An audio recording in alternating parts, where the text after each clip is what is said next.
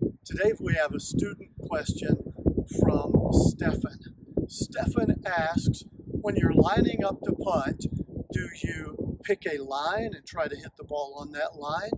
Or do you visualize that line? Or do you look at a target and try to hit the ball directly at that target? It's a really good question.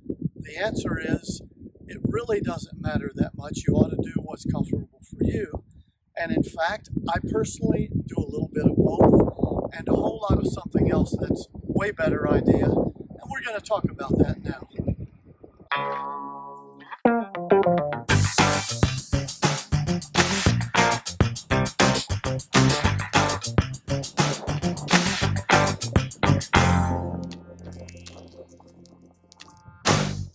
All right, so the question is, when you're lining up your putt, do you visualize hitting the ball on a line, or do you visualize hitting it at a target? And I said earlier, the answer is a little bit of both. Here's the way that I look at that. All putts are straight. You can't use the face of this putter to make the ball curve one way or another. That's gravity. All you can do is use this flat putter face to get the ball rolling in a straight line, and then gravity takes over. Now in your mind's eye, you may visualize that putt curving in a line this way or that way. How I often think of them is this way.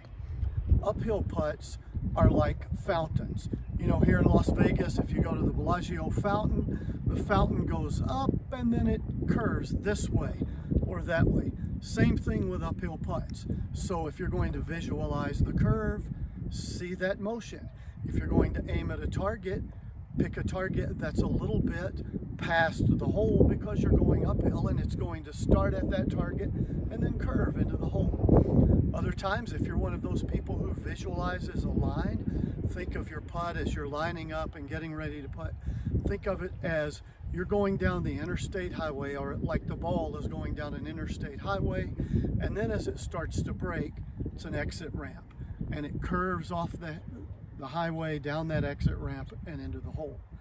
So uphill putts are more like fountains, downhill putts are like rivers. They're going in a specific direction at a target or on a line, then they hit the break point and they brake sharply and oftentimes pick up speed. So whether you aim at a line or visualize a line when you're lining up your putt, or you pick a target on the green and aim at that, I do some of both.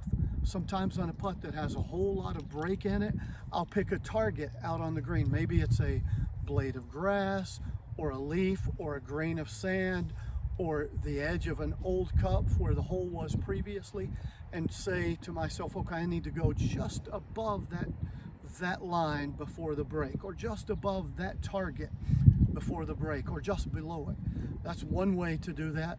Other times, I simply pick a target on the green or a line and I visualize the putt following that line. Here's something that I always do, and it works way better. When you look at the hole, imagine a clock face.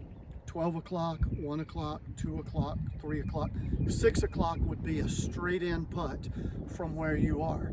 And then as you're going through your green reading process and you're reading that putt, visualize, and I do this the last thing before I step up and take my stance and stroke the putt, is I visualize the ball going into the hole at a specific time.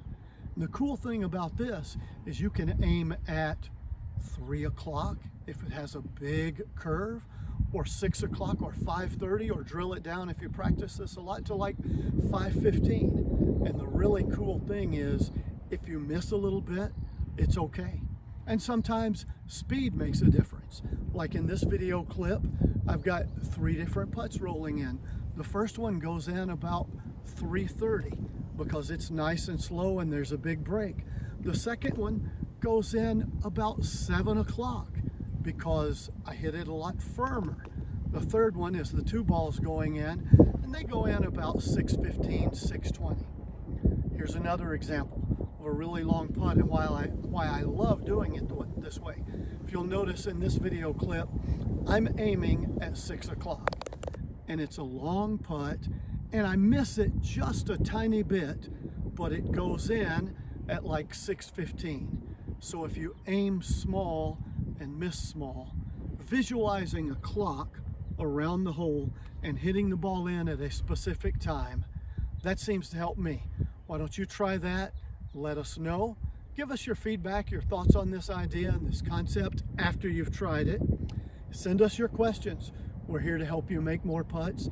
And of course, take the opportunity to subscribe so you'll be notified when we post new content. And as always, here's to you making more putts.